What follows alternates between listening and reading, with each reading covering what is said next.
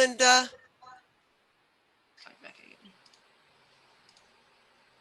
Wow. Look at this. This is so great. Isn't it so much fun when people start popping in? Yep. It is. So I'm going to introduce Celeste to people as we go. These are Oh, all yeah, your totally. neighbors. Oh, So, neighbors. yeah, so Marguerite Awesome. is from Jamaica, but she goes to my church. Linda's from the Inquirer. Melanie and Charles go to my church. Kathleen goes to my church. Jenny is one of my best friends from high school, Jeanette. I feel like that's George. I don't know who Alexander is. Susan Einbender is, I bet it's George though, her husband. They're friends from my son Michael's class in elementary school. So See, great. we're a neighborhood bookstore. Yeah, and Kathleen is from my church as well, from Summit. So that's who all these people are. And coming where it says connecting to audio up there, Julie Norris was in my nursing mothers group, and now lives in Detroit. Or well, out in what's that city? Shoot, outside of Detroit, where the college is. Oh, fantastic. Ann Arbor? Ann Arbor, right? Yeah, she lives in Ann Arbor. But we were in nursing mothers together, and we're still nice friends. To have a neighborhood event. Yeah, it's really nice. Really, We miss really having you all in the store very much, but it's really lovely just to have everyone in a Zoom room together at least. Well, you know, when Marguerite next comes from Jamaica, she'll. I know the store. I know the store. Been in there many times. Miriam Hill, a former Inquirer person. Paula O'Day, my neighbor who lives right back here. Up there's Jenny. Oh, you're fans, Jane. You're. I don't know if they would go that far. club. Like, I don't think they would go that far. Yes. Let's just be happy they're here, and let's not overdo Happy anything. to be here. Yeah, that's right. It's good. And Martha Zahner from my church as well. So we're going to start in just a minute or so, folks. And just so you know, the meeting is being recorded. So if you don't want your face to appear, you can just leave your camera off. But otherwise, you know, you will show up on a Hi, Julie. tiny little box on the side of the recording. And actually, I'm going to start screen sharing and get the introduction underway. Okay. So welcome, everyone. It's so good to see you, even if you're, you know, small boxes on my screen. At the beginning of all of this, I bought a really big screen so that people are actually several inches wide instead of a half inch wide, and it kind of helps everyone feel more real. My name is Elliot, and I'm the events staffer at Big Blue Marble, which is Jane's neighborhood bookstore in the Mount Airy neighborhood in Northwest Philadelphia. This is us. The good news for us is that we are finally, 15 months later, we're finally open regular hours again. And we're still requiring masks, but there's no limits now on how many people can be in the store. So we're open Tuesdays through Saturday, 11 a.m. to 5:30, and Sunday, 11 to 4. We're still doing orders over the web and orders over the phone and orders over email. And we're still doing curbside pickup, and we're doing small amounts of home delivery.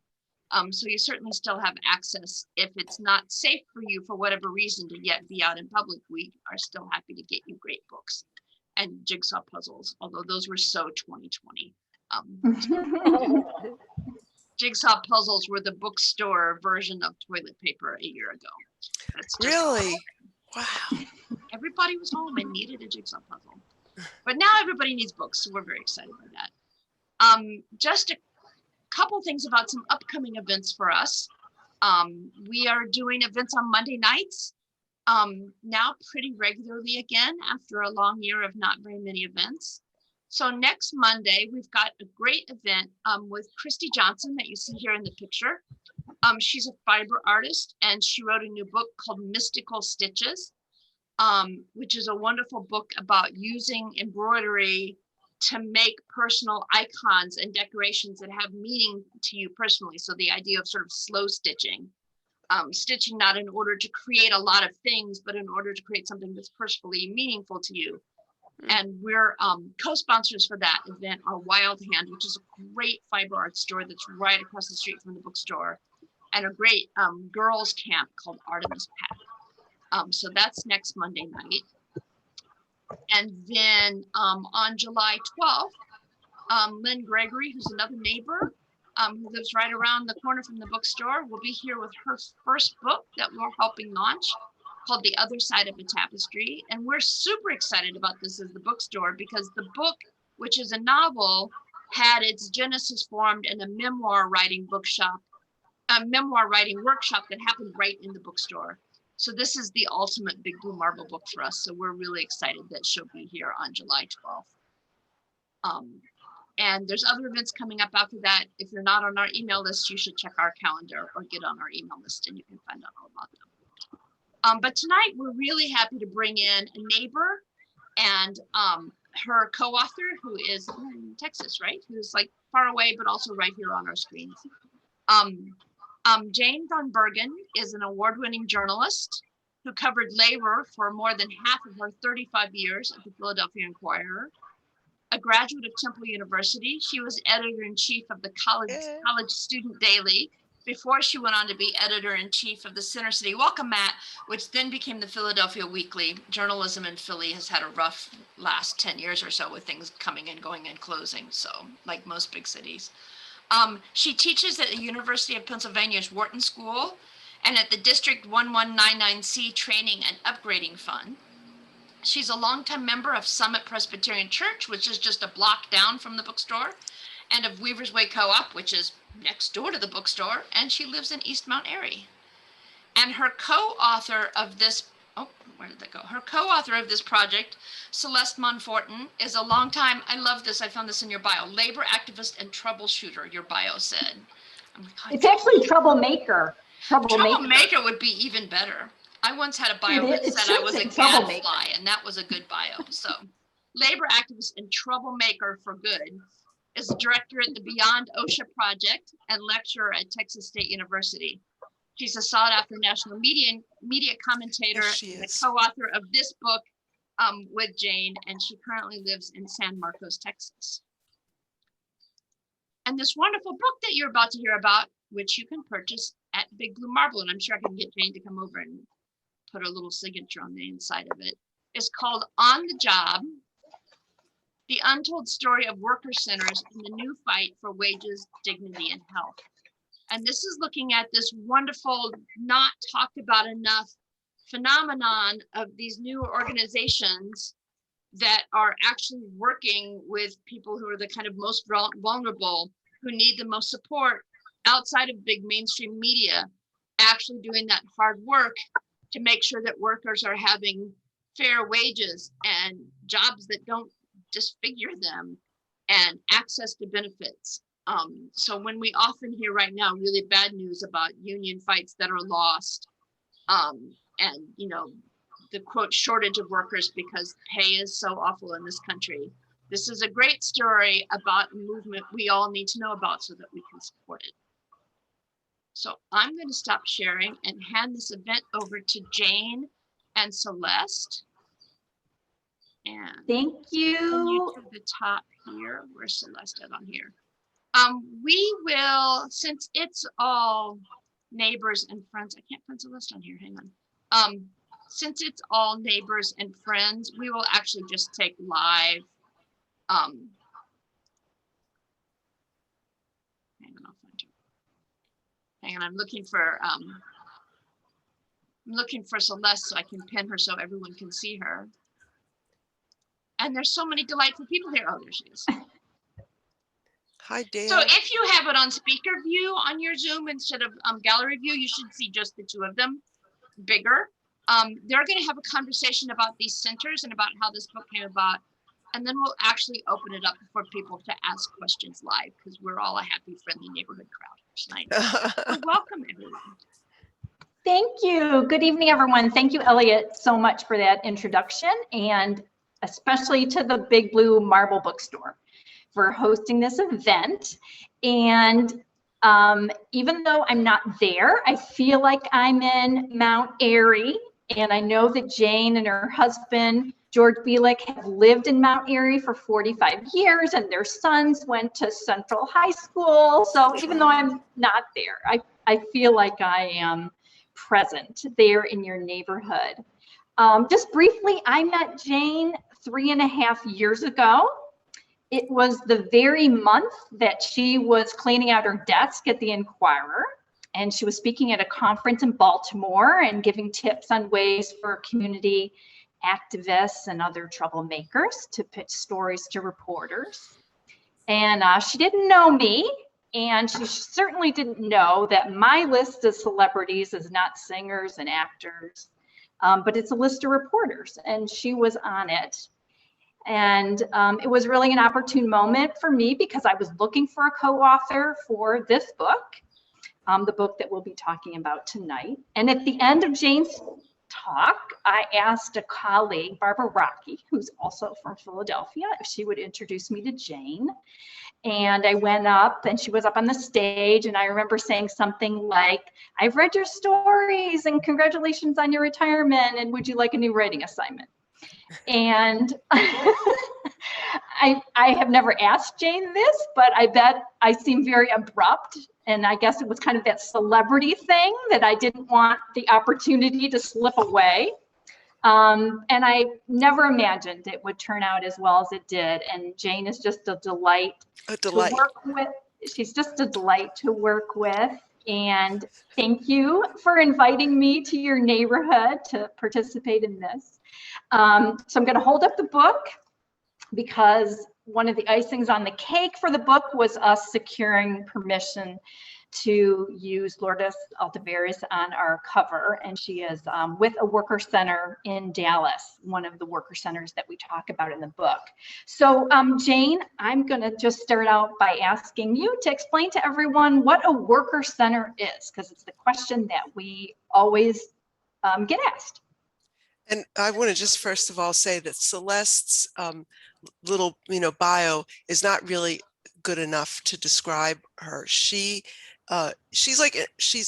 started working at OSHA right out of college, and then she went on to work with MSHA, which is the Mining Safety Health organization that takes care of miners, tries to find out why mine collapses happen, the diseases miners have, and in the two really big, well-known mine disasters, Sago, is that how you say it, Celeste? Sago? Yes, Sago. Sago, she was called in as an expert. And, silicosis is a big thing now, where all these miners are getting lung disease from, it's not just coal dust, it's like a little bit of dust particles that are very sharp. And it's just unknown, but there's supposed to be a standard. Has it been enacted yet, or it keeps getting delayed? Not for the Mine Safety Administration. No, not for coal miners or other miners. Yeah, no standard. So she's been on TV, like on PBS and all sorts of things like that. I mean, this is a real expert in public health. So it's a big honor for me to work with Celeste. I like working with someone that actually knows something. Plus, besides that, she knew all these worker centers. So I just slid in there, really easily without having to really stress over getting to meet them. But okay, so what is a worker center? So a worker center briefly is part of the labor movement. And what is the labor movement? So the labor movement on one hand is two people, they're mad at their boss, and they talk about it and they decide to write a petition to the CEO or take some kind of action. That's called protected concerted action, and it's covered under the National Labor Relations Act. And on the other side, you have like people in Paris that shut down the whole subway system. Okay, so those are sort of the two ends. And then in the middle, you have unions and worker centers. Now, the gold standard, if you are in like I'm going to call it like a normal workplace, like maybe the Inquirer where I worked, or a hospital, or like a factory where there's a group of workers that come together. The gold standard is a union. because there's a collective bargaining agreement and wages are set and working conditions are set and things like that. But a lot of workers can't get into that kind of thing because of the nature of their work. Think about storefront temp agencies that you see. Think about housekeepers, cleaning ladies, nannies, day laborers, the guys standing out on the corner of Home Depot, those kind of people, dairy hands, farm workers, a lot, and they can't get in because their employment status is not so regular. And then there's another kind of category of workers that may work for a poultry plant or something like that, but they're not really adequately represented because maybe they have no union, or if they do, the union isn't familiar with Spanish-speaking people or Somalians, like the Somalians we met in St. Cloud, Minnesota, or, so these are the category of workers that are represented by worker centers. These are led by workers. The worker centers kind of coalesce. They're kind of like community groups. Sometimes they start in churches and they coalesce, and gradually they gain more members and they gain more power, and they're able to effectuate change mainly through public policy as opposed to a contract, a collective bargaining agreement. Jane, How many breaths did I do that in? Like 4 breaths? That was great. We're going to talk a little bit about some of the places we visited, but I wonder if you would just talk a little bit about the issues, the work-related issues that the workers have in common. We write about 12 different worker centers. What were the commonalities between the workers? The number one thing that generally brings workers to worker centers is not getting paid. It is incredible how many people work and don't get paid. A lot. Like a typical example is a temp agency will hire a bunch of people, schlep them out to some spot, and then by the time it's time for them to come back, the agency is closed and left town, and they didn't get paid. That's really common. So that's the way that most people end up to work at worker centers. Another common problem, is like safety on the job. We interviewed, for example, poultry plant workers in a couple of different states. They all have ergonomic issues because they're pulling these chickens off the line like this, like many, many times in a shift. I mean, try doing it now. You're going to be exhausted in like 1 minute, but they have shoulder problems, they have neck problems, all that kind of thing. They have I saw so many people with chemical burns all over their arms from the chemicals that they use to clean the chickens. They have poor equipment. Restaurant workers constantly getting kind of walloped when that door that goes back and forth with the, in a restaurant between the kitchen, like kind of a rubbery door. They're constantly getting walloped by that and falling. So those are the kinds of issues that have come up. What else? And of course, they all talk about respect on the job. They talk about there's sexual harassment and other kinds of harassment. And the problem that actually the worker centers have is, even though these things weigh really heavily on the minds of the workers, mostly it's not illegal. I mean, you can be just a complete SHIT to your workers, and like it's not illegal. But anyway, those are the kind of issues. Did I miss anything, Celeste? What did I miss? Well, I was just going to add one thing. The thing that we heard consistently among the poultry workers, whether it was workers up in St. Cloud, Minnesota, the Somali workers, or down in Bryan, Texas, was not being able to go to the bathroom when they needed to go to the bathroom. And we talk about in the book a protest the workers in Bryan, Texas had, where they actually wore diapers to make the point that they cannot use the bathroom when they need to. And it goes along with this issue of overwork that you were talking about, Jane, where you have to work so fast and there's no one to step in when you need to go to the bathroom. When you go to the bathroom, the workers around you have to go that much faster. So it literally is like the Lucy and Ethel on the candy, at the candy machine, when they're wrapping up those candies. But no one wants to eat raw chicken. That's the big difference. I mean, Lucy and Ethel, they tried to make up Remember that? Right, But right. No, and then, it's like we can laugh about it now, but this whole idea, I mean, with embarrassment, having adults, men and women, talk about, peeing on themselves because they do not have the opportunity to go to the bathroom when they need to. And one of the things that in talking with reporters and other people, I remind, not all bladders are created equal. People people have different needs, not necessarily when the bell rings, when it's your time for a break.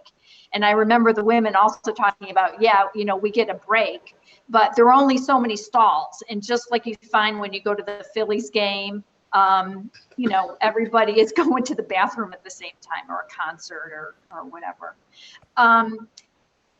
Jane, you went on as I did, some very interesting excursions to these different. Wait. I Yes. want to talk about one more thing.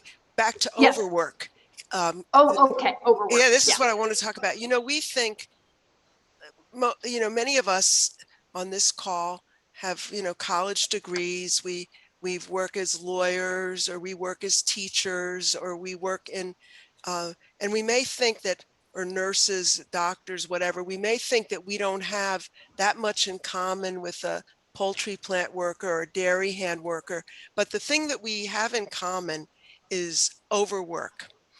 A couple Sundays ago in the Inquirer, there was a woman that was talking about how the medical profession, is just now recovering from the strain of COVID. And there was a famous emergency room physician up in New York who killed herself. And the issue was overwork, just too many patients. And so, we have too many chickens, too many poultry, think about a caseworker. How many people in this group, or is anybody in this group ever been a caseworker? And you have a stack this high of files. Well, how can you take care of, suppose it's children, how can you adequately take care of these children? Too many children, too many files, public defenders, too many people to protect. Teachers, oh my God, if there weren't a union to put a stop to it, they'd have 50 kids in the classroom. Nurses unions are trying to keep keep the patient load to a reasonable extent. So this is what all of us have in common, is this issue of overwork. The dairy hands that we met, that we're going to talk about in a minute, some of them were working 4 hours on and 4 hours off to milk cows. Why? Because there weren't enough of them. So this is a huge issue, and it's an issue that unites all of us, regardless of our education, regardless of our job status. And that's the end of that. I could emote forever on that because it really pisses me off, but I won't. Right. I'll stop. Well, it makes it relatable. So it's an issue that, we're talking about individuals and these worker centers where, extreme vulnerability, both like hazards on the job, financial vulnerability, but at the core, many of us are in the same boat, that there's not enough people, too much work, and, it leads to, it's unhealthy, and my background's public health. So, there's a big connection between work and health. But I want you to talk a little bit about the trip that you and George took Wave, to George. to George Central wave. New York. You were in and around Syracuse, and you went to the Worker Center of Central New York. So tell us about the people you met and what was involved in that trip, what you learned. One day we drove all through just farm country in upstate New York, and dairy is like either their first or second biggest agricultural industry. And the woman we were with, Carly Fox, and a guy named Crispin Hernandez, they were just looking, and they would spot like these kind of sort of rundown, split levels or farmhouses, very looked a little bit ragged at the edges, and there was always like a bicycle outside. it was usually like some sheet hung over the window. There weren't really curtains. And we would knock on the, they knocked on the door, and they were just there to spread the word about some kinds of trainings and things like that. But that's where we learned a really interesting fact, which was that farm laborers in New York State were not covered by New York's equivalent of the Fair Labor Standards Act. And neither are like housekeepers. And it's really interesting because the Fair Labor Standards Act is the act that, you know, that guarantees that we make minimum wage and overtime. And the legacy of that act is when it was passed, which I don't know when it was, but probably Art does. Art Hochner probably does know, but I don't know. But anyway, whenever it was passed, to get the vote of the Southern legislators in Congress, they had to exclude certain jobs that were held by slaves, Right. i.e. agriculture, i.e. housekeeping and stuff like that. So that was their big effort. Besides trying to make things better and improve housing conditions and stuff for the workers at that moment, they were also trying to enlist these workers to help them and help each other to pass a law that would guarantee that they would at least get minimum wage and overtime. So that was, go ahead, I'm sorry. Can you talk a little bit about the health and safety problems that they talked about? And well, first of all, hands. Oh my God, it's like you just can't even picture. We city dwellers can't really picture this, but they go into like a stall, and if the cow is in heat or something, then the cow can just like suddenly like smash them against the edge of the stall. There's like big mounds of feed and also manure, and it's cold in New York. So what happens is if that stuff freezes, and then the next thing, there's always fall injuries. They're always slipping and sliding on the combination of either food like silage, I think it's called, I don't know how you pronounce it, but and poop, and they just fall down a lot, and they get hurt by they get hurt by the calves, they get hurt by the cows. So those are the kind of some of the stand, and by the way, their hands are all messed up too because it's cold. So there's a lot of those kinds of things, none of which I knew anything about before I started this book. You also found yourself when you were up in Minnesota in a hospital room. Oh God, yes. Tell us about that. And I think George even got a photo. We didn't include it in the book, but tell us about that. So we were spending the day with the head of the Greater Minnesota Workers Center. These things, all these centers have variations on the same name, so it's kind of hard to keep them straight. But anyway, the big issue there is they have a lot of Somalian poultry plant workers, and who came to that area because as new immigrants, it was a job they could readily get. So and they were brought over under refugee programs, so a lot of times settled in these communities, I think. Right, and then word of mouth too. So once a few came, then their relatives and their friends would come. So we just happened to be there on a really weird day where the head of this group received word that someone had been badly hurt, and he spent a lot of time trying to get. Oh, thanks, Art. 1938 Fair Labor Standards Act. He spent a lot of time tracking the guy down. Found he was in the hospital, so we went to the hospital, and he had been hit by a forklift inside the factory. And when we got there, all these men were standing around, and all of a sudden they started going, and like we didn't realize what was happening at first, but then they had their hands like this, and they were praying. And we were like, oh my God. And from what I hear, the man is still not okay. Mm-hmm. He's still badly hurt. But that day we talked to two other women, and in the chicken factory, there's like some mechanical thing that brings the chickens around overhead. It fell on them. It fell on this one woman and knocked her over. And it was just like, and they didn't even want to give her time off. In fact, I think they insisted that she come back to work. And that's a common story. Like, one of the things they really dread the most is having their worker comp stats go up. So they really try to pressure these workers into saying that, oh, it happened on my own time. So they don't have to pay workers comp, or they don't have to have their insurance rates go up. So that was kind of interesting. It was interesting. So I want to give our awesome audience a little bit of an idea of how we have the book organized. So we have, we feature 11 different worker centers in the book.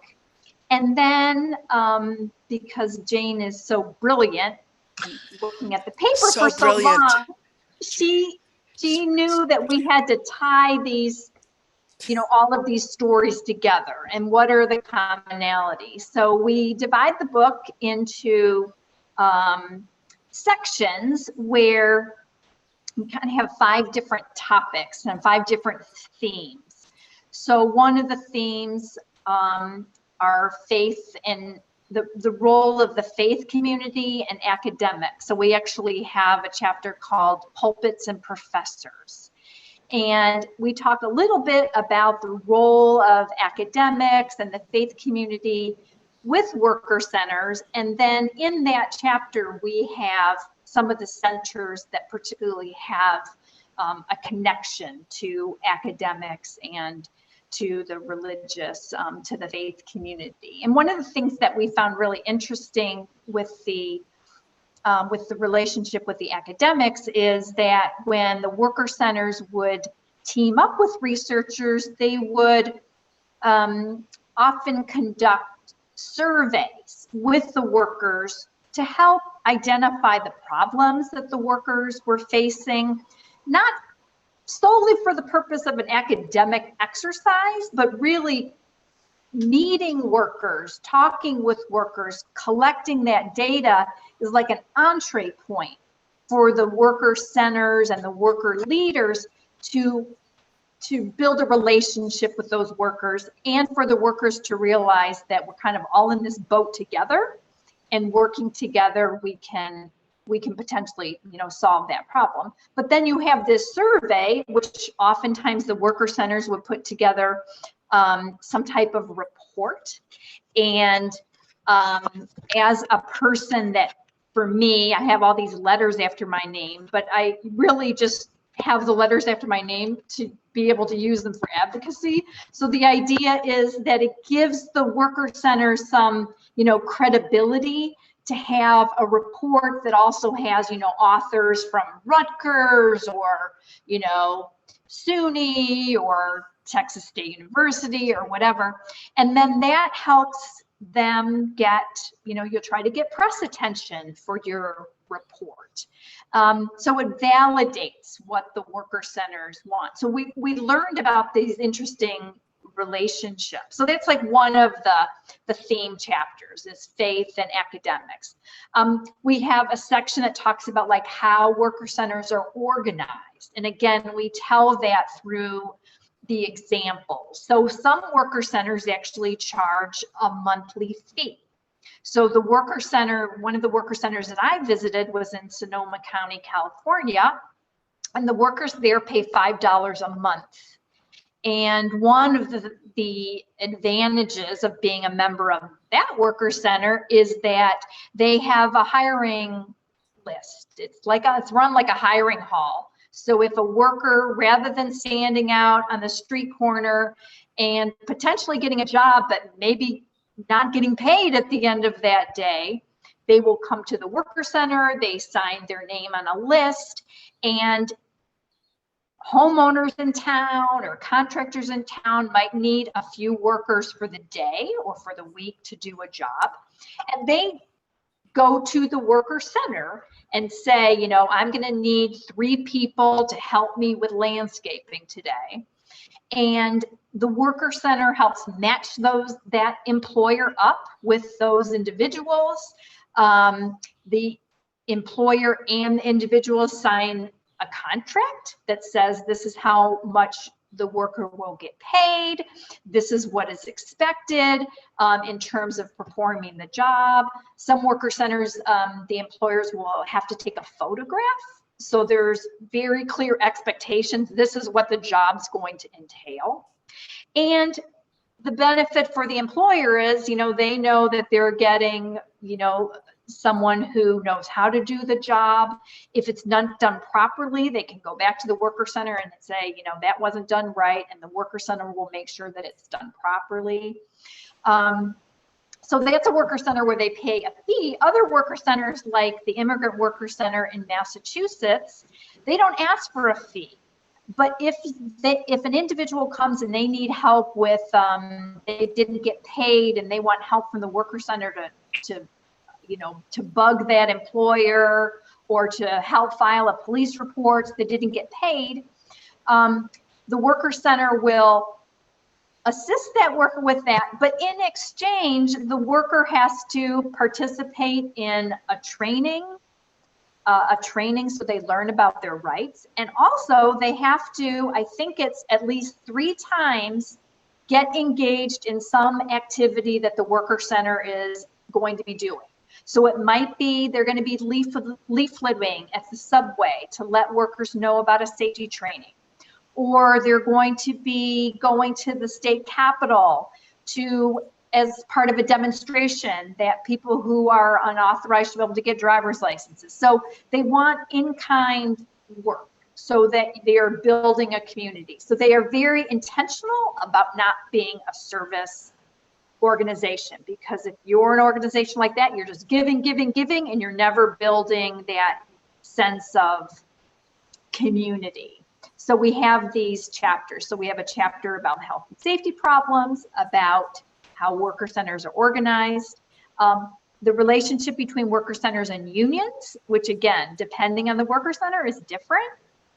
A chapter about worker centers specifically related to OSHA. And then, as I mentioned, about the faith and academic community. Anything you want to add about that, Jane? Oh, yes. I kind of thought so. So in terms of the academics, it helps them too. So the academics get, like, when they get to publish, that's good. They get to be interviewed, that's good. They add legitimacy to the study, and they do add legitimacy. It's not, so that's on the academic front. On the membership, it's a big struggle, and all these worker centers struggle with this nonstop. To how much can they be a service agency, because it's the service that brings the members in, but then it's if it's so much service, it drowns the capacity. And then another thing is, what do these worker centers achieve besides individual service? One thing they do is they get behind public policy. So like in Philly, for example, we have the Fair Scheduling Act, I forget what it's called, that was just recently passed. They're going to be behind minimum wage drives everywhere, paid sick leave, all across the United States. The National Domestic Workers Alliance has pushed to include domestic workers in the Fair Labor Standards Act, and that's been a success.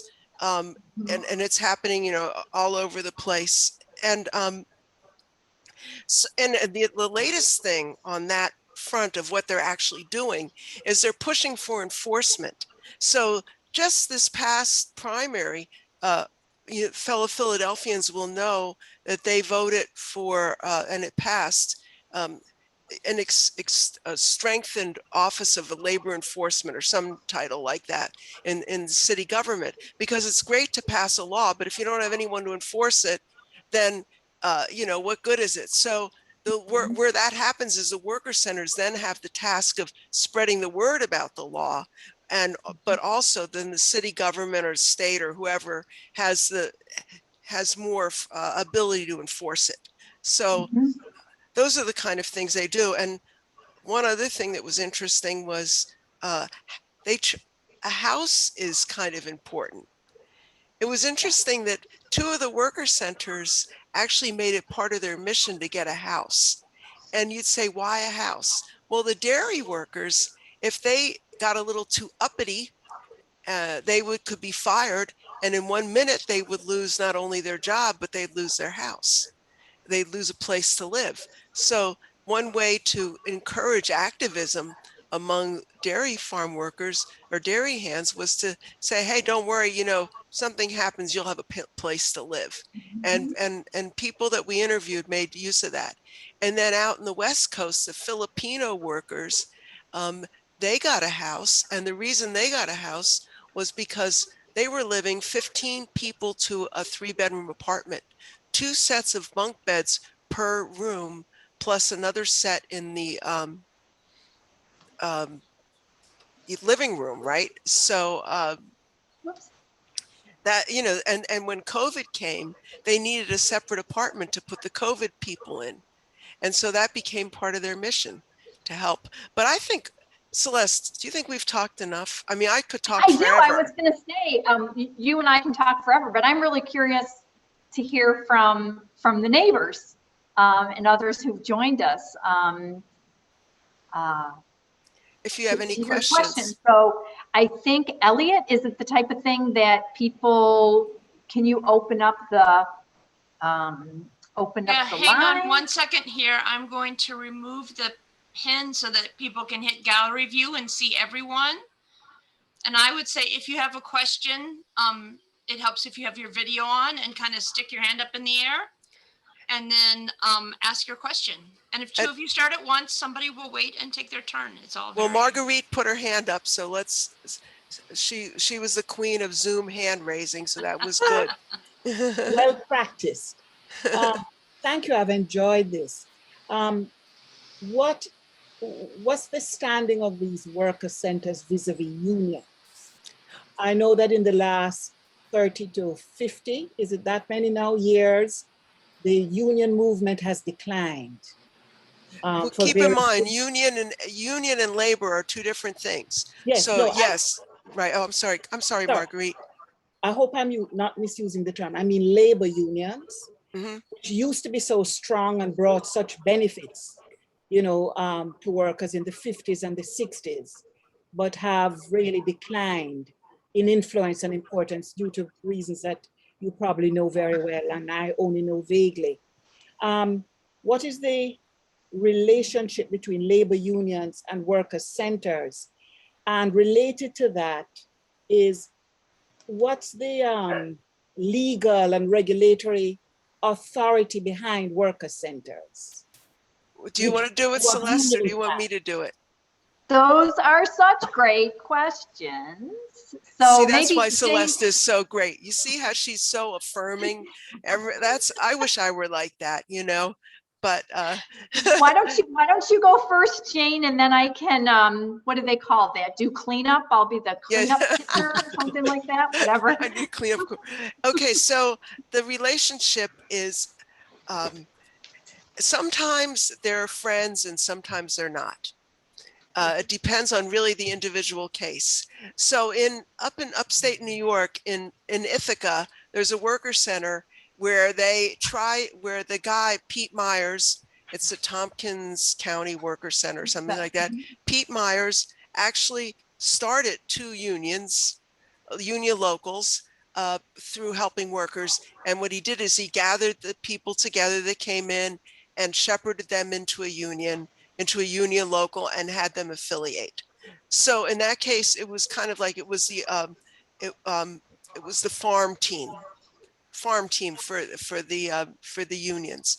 In the case of these workers in Bryan, Texas, there was a very more tumultuous relationship, because although they were represented by the United Food and Commercial Workers, they didn't really have a good relationship, and the United Food and Commercial Workers didn't even have a Spanish representative at the plant, even though the plant was primarily Latino workers.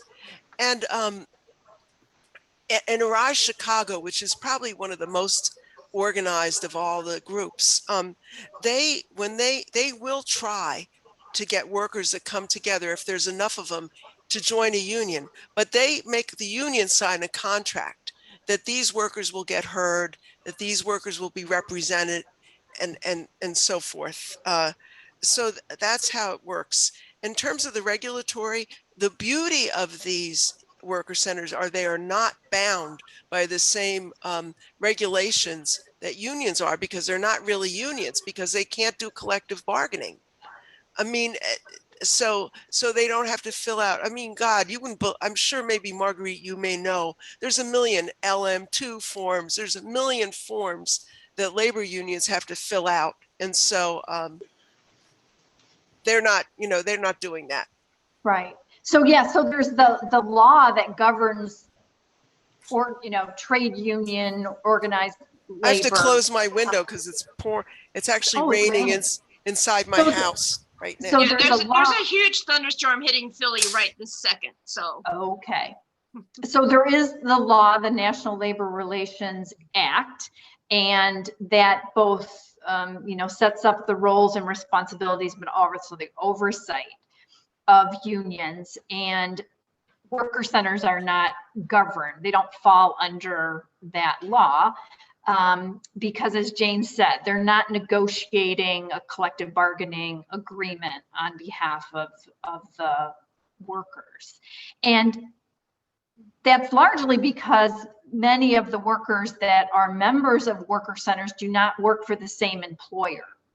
So if you're day laborers or domestic workers, or even if you have a few workers that all work at the same restaurant, it's not like a critical mass. So the goal of the worker center is not to ultimately have a collective bargaining agreement. But most worker centers do work in coalition with other organizations, some of which are labor unions. So we cover a lot of that in the book, I think, in a very approachable way. We try not to get too technical. There have been a few books and, of course, academic papers written about worker centers. We try to do it in a more approachable and something that's will be understandable to the general public. And we have Dorothy that has a question. Hi, Dorothy from Celeste. Nice to have you here. Some email came my way. So wonderful. Just so folks know, I've done health and safety for a long time. I've worked with worker centers in the States and some of the cost groups there. So I've got a couple of questions. I'm just curious. I'm sorry I got here late, but did you tell the story of Crispin, whose last name I'm forgetting, who got the New York State labor law? I mentioned him, Dorothy, but I didn't tell it enough. I mean, the other guy in that car, the person in the car that we were driving out was Crispin Hernandez, and he is like a hero because he's just in his 20s, and he became the named plaintiff on a lawsuit that went through the whole New York court system all the way up to appellate. Is this what you want me to say, Dorothy? Yeah, sure. Okay, well, tell me if I'm screwing it up. Okay, so in any case, he was the one who put his name on it, and it was a lot of pressure on him. I know that he felt overwhelmed by the responsibility of it sometimes. And ultimately, it also went into what ultimately happened was the case went in their favor after multiple appellate runs, and New York decided not to contest it, and there was a extra defendants who came in, the Farm Bureau, and they decided not to contest it because the political will in the state had shifted in favor of adding the farm workers, covering the farm workers under this act. But he was just a young man, and he had a sad story because he came into, just before he came to the United States, in his town in Mexico, they brought back the body of a dairy hand who had been killed on the job. But Crispin went to the United States anyway. I mean, one thing we learned in this book is how close the immigrants are to their families. It's not like maybe when we were, like when I was a kid and it cost a lot of money to make a a long distance phone call, and you were really not connected to your family if you left them. These people are in touch with their families all the time. They're very aware, working here, they're very aware of the need to contribute to their families. It puts a lot of pressure on them, and it's hard for them to lead these two lives. I don't know, it was kind of So interesting. we have a question from Jenny, and then next up will be Arthur. And if we don't have anything else, we'll go back to you, Dorothy. Okay, I'm just gonna. Okay. Oh, Jenny? go ahead. Yeah, hi everybody. Can you hear me all right? Yep. Beautiful. Okay, great. Here's my question. I only got to chapter 7 so far, Ooh. Yeah. but I am worried about how the worker centers fund themselves and what is the most successful funding model that you came across so far. Is it paying dues or what? I mean, like, you know, can the secretary, now we have a new administration, is there hope for federal funding? Or is it always a grant, you know, which is so uncertain? That's a really great question. So it's a hodgepodge. There are some worker centers that will get foundation support. Some will do, you know, fundraising. I didn't find any in our research that membership dues are any, you know, major part of the operation. Most of the worker centers that we visited and have learned about are very small operations. So for example, in Bryan, Texas, there's one woman that is technically paid half time, and many of the individuals that support the worker center all do it as, you know, in kind, whether they're worker leaders or whether they're students at the local university.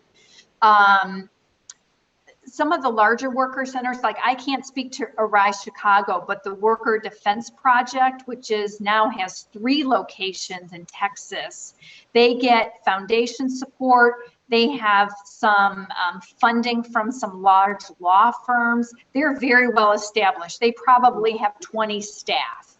Where the Worker Center up in St. Cloud, Minnesota, you know, there's one guy.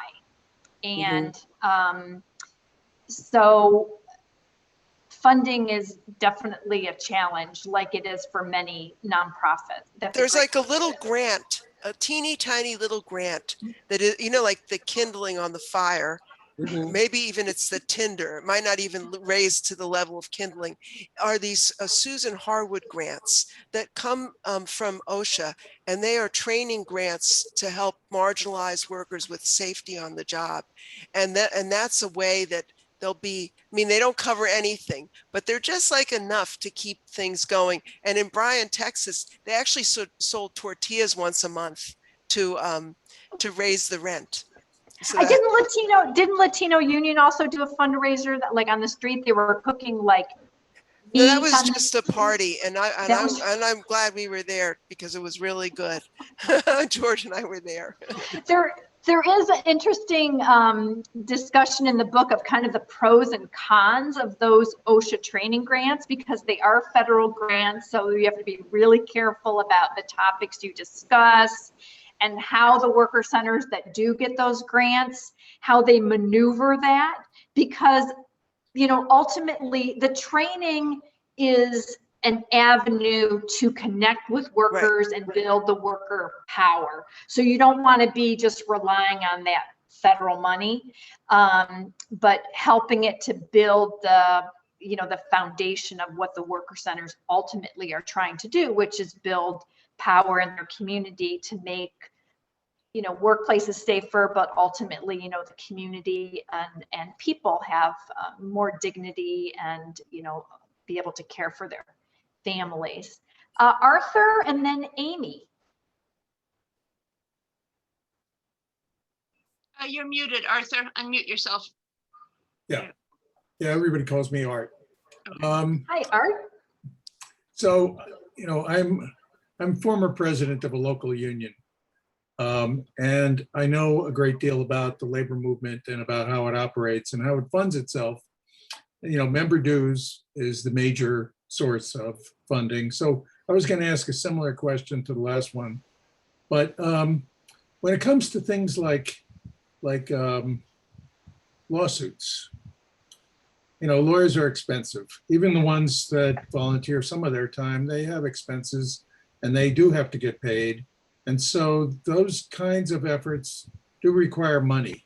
So I wonder how those things get funded and whether unions have made contributions. I mean, a lot of these workers cannot be organized by unions for some of the reasons that you mentioned. And yet they are part of the labor movement.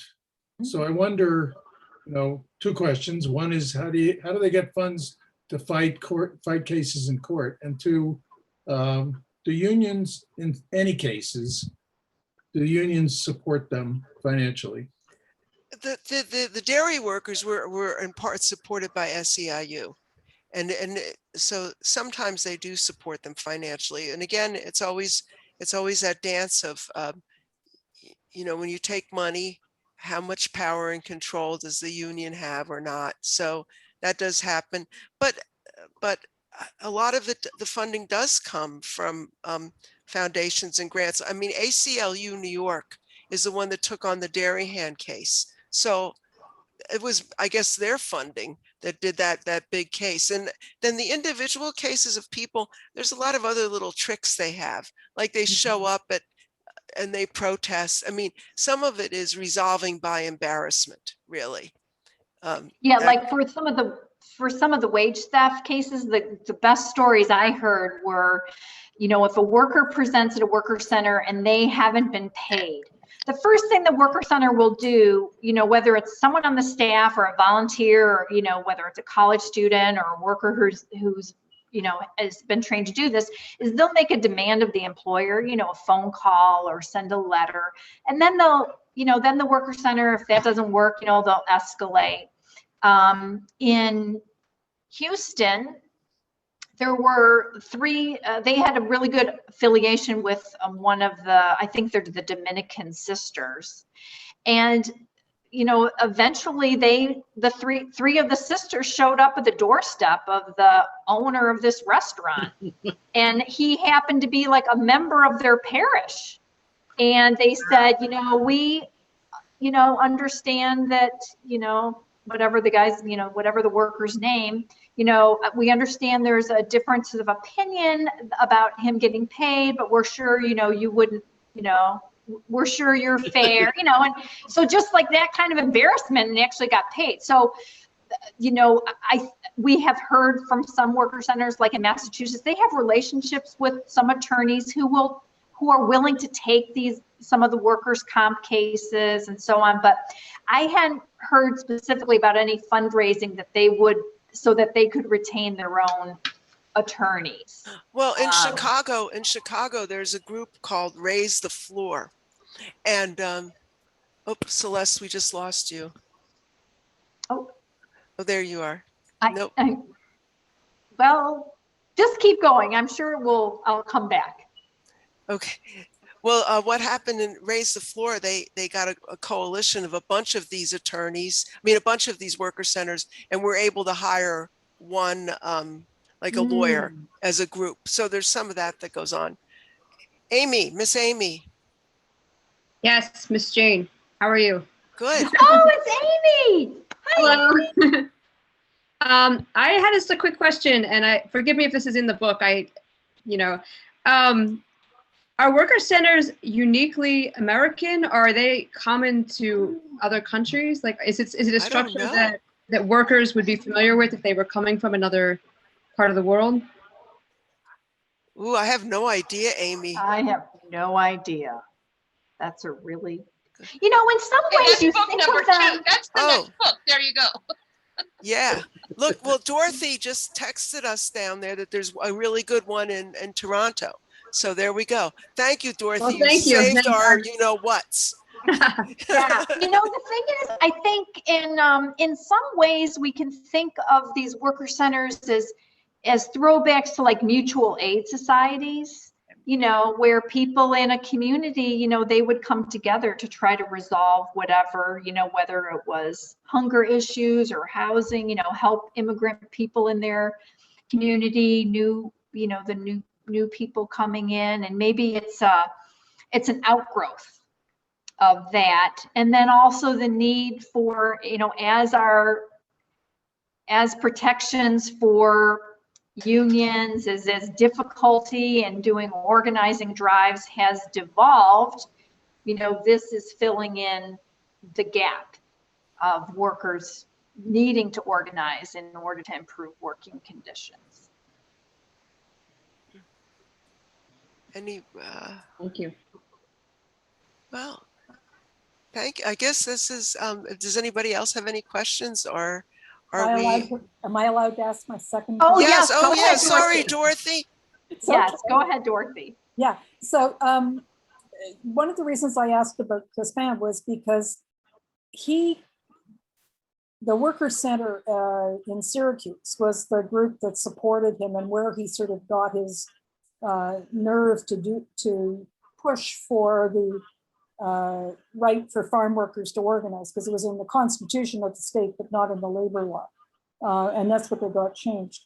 But he got to start because he's an undocumented guy, worked on this dairy farm and dared to speak out about health and safety issues. And because the Workers Center in Syracuse was doing stuff with dairy farmers, they took him into their fold. And it was quite amazing to see him grow along the way. I was there for part of it. But my other question has to do with what the Worker Centers are doing to support folks during this pandemic. The unions have been fighting for proper protections, for recognition of aerosol and airborne transmission of the virus, and therefore you need different kinds of things like good ventilation and real respirators. And arguing against what I'm taking to calling that airborne hesitant. So I'm curious about what your sense is of what the Worker Centers are doing, because I'm writing a book about workers' experiences in the pandemic. So I'm looking for fodder. Well, Jane and I we turned in our manuscript, I guess, was it March of 2020? February. It was the end of February. February. Yeah. Was February. And so the pandemic had just, started, and we didn't talk about COVID. But I guess by May or so, our editor got back with us and said, you really need an introduction and a conclusion. That talks about COVID a little bit anyway. And so that's where we, of course, having learned about the Worker Centers and knowing how flexible and responsive they can be, we knew right away that they were responding to the community needs with respect to COVID. So we had some great examples of what they were doing with respect to COVID. And as Jane mentioned, with the Filipino Worker Center, given that domestic workers, some of them live with their employers, they give them a room to live in. That was really problematic because some of them were kicked out of their workplaces because the families didn't want them there with fear of COVID, or if they tested positive, they weren't able to live in whatever situation they had before because they could infect their colleagues, the other domestic workers that they live with. So as Jane mentioned, the Filipino Worker Center, they were doing fundraising specifically so that they would have a home for domestic workers who needed an alternative place to live when they were COVID positive or they had been exposed. One of I would say my experience with the poultry worker centers, of which we talk about several in the book, became even more active and activated because of COVID. There were women who before would never share information what was going on in the plants, but because of COVID and because I heard so often how afraid they were, not about themselves getting sick, but about bringing it home to their families, because COVID was rampant in meatpacking and poultry plants.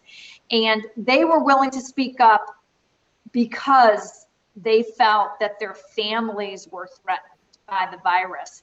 And so I had women providing me documents of what the companies were sharing with them about COVID and the inadequate policies that the companies had in place to protect them. And these women were giving me these documents so that they could be given to reporters.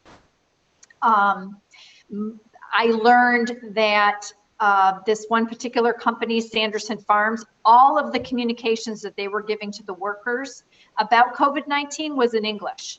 And in this plant in Bryan, Texas, most of the workers speak Spanish or Vietnamese. And so that was the kind of information that we could provide to reporters. So I really saw a level of courage and more activism come up because of COVID, and a willingness for workers to speak up even more. Then the one last thing, I know that New Labor, the Worker Center in New Jersey, and I think there was another one, Jane, where they launched a whole fundraising effort to try to get people who were getting those stimulus payments or whatever those checks were that are, that the government was sending out to people who, sending out to everyone was getting these $1,500 checks. These worker centers were saying, hey, if you don't really need that check or part of that check, can you please donate to us? Because many of our members are unauthorized and they aren't getting any checks. And some of them are off work because, the warehouses are closed or where they work is closed. They aren't eligible for unemployment insurance. So I saw really creative fundraising being done with respect to the stimulus checks. Mm-hmm. Wow. That's great. Thank you. Well, I think, anybody else have anything? I think one final question from Marguerite, and then we'll close out the night. I think Marguerite was just saying goodbye. No, I have a question. Oh, okay. Two quick ones. Should we see worker centers as serving workers who fall under the threshold of unions, the previously orphaned, such as domestic workers and so on? Should we look at them that way, or should we see them as a result of the diminution of unions? Second question, what is the impact of the presence of so many, I imagine, undocumented workers? Doesn't that make this population even more vulnerable? Because there's always the easy presence of those who will take anything because they want to stay below the radar. I hope I haven't gone on too long. Mm-hmm. More excellent questions from Marguerite. Yep. I'll take the latter one. So under US labor law, whether it's not being paid proper wages or working in unsafe conditions, that whether someone is authorized or unauthorized, those protections extend to them. And so by being in a worker center, workers are likely to be more comfortable speaking out about those problems rather than stepping out on their own to complain about those problems, which likely they aren't going to do. But if it can be done under the kind of the comfort or the umbrella of a worker center, then the likelihood of some of that situation being resolved is much higher for the workers. And often what we know with workers who want to complain, have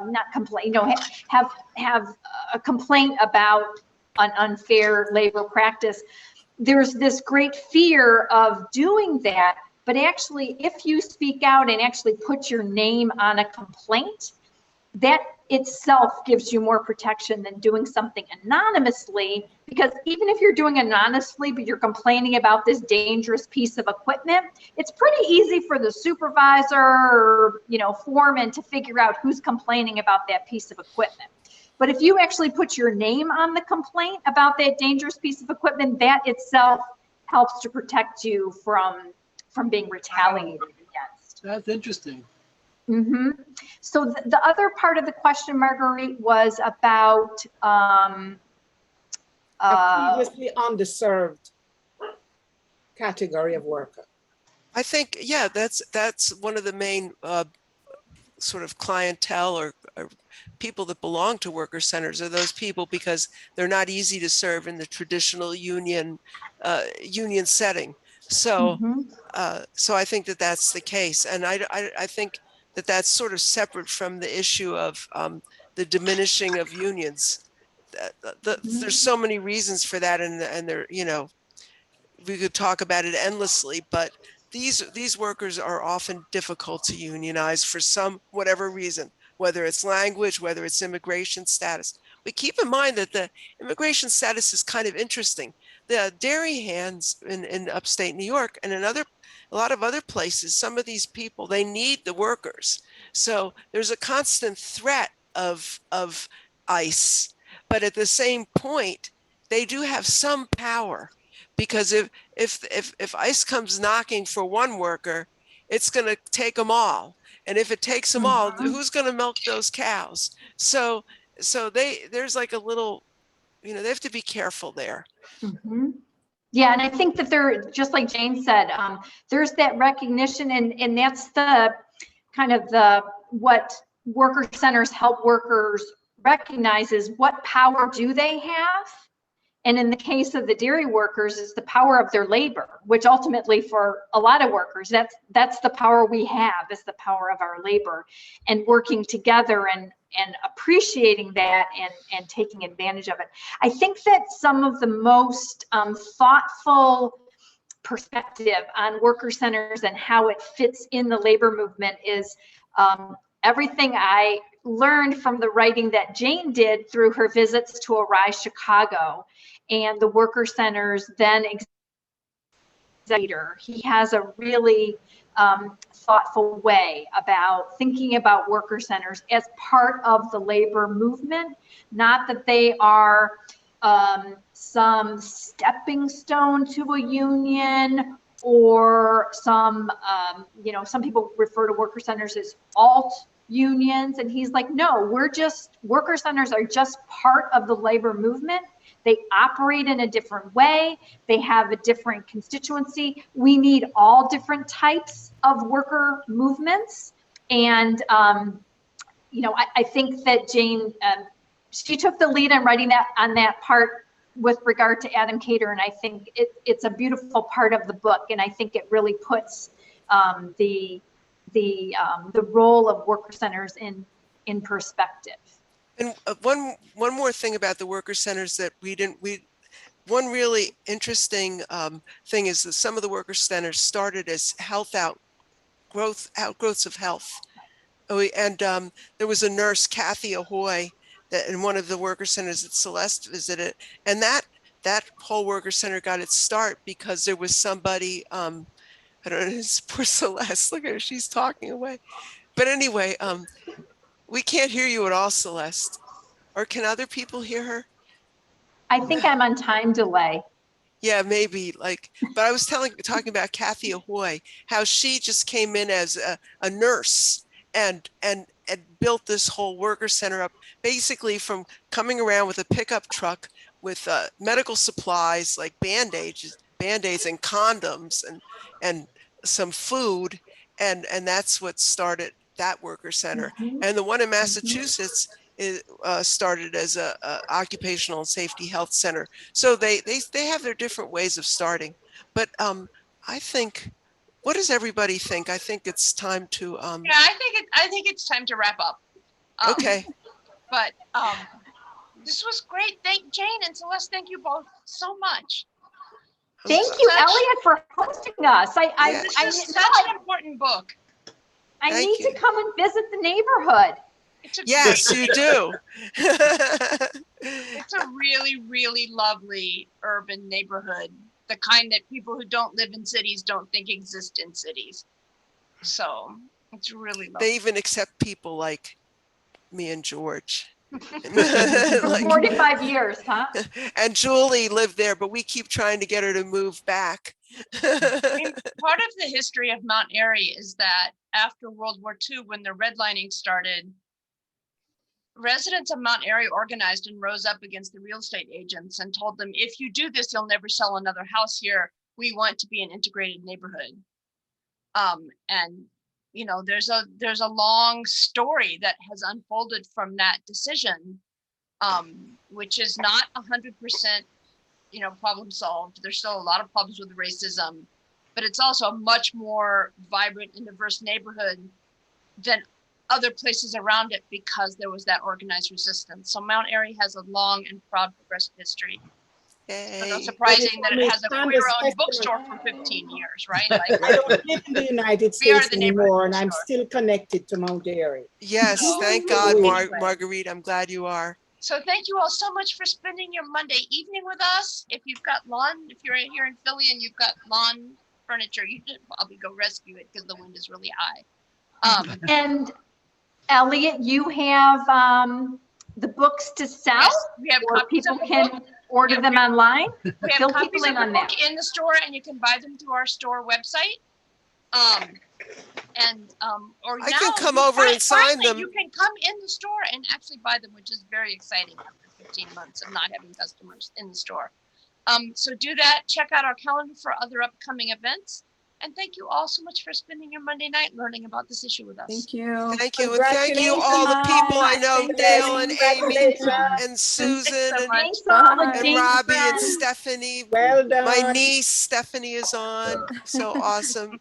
Thank you for coming, Dolores, Thank Melanie. you, James. Thank you, everybody. Thanks, Bye, Celeste. bye, done. It's so great to see everybody. Bye. Hi, Bye, Susan. George. Thank you, Hi, Susan. Celeste. Bye. Hi. Hi, Miriam. This is so great. I love seeing everybody. I Oh know, my it's God. really lovely. Look at this. Hi, Jane. Hi, Miriam. Oh, wow. There's Miriam. How You Miriam scared worked with me. Hi. He said he wanted to ask a question, but now he's camera shy. Oh, well, Okay, well, call me gonna- up. Call me up. Yeah, I'm going to end the meeting. Okay. We'll have a recording of it that we'll process and I'll email you all about. Tell Luke to call me up. Thank you all so All much. right. All right. Bye. Bye. Thank you. Thank you, everybody. Bye. Bye-bye. So long. Farewell.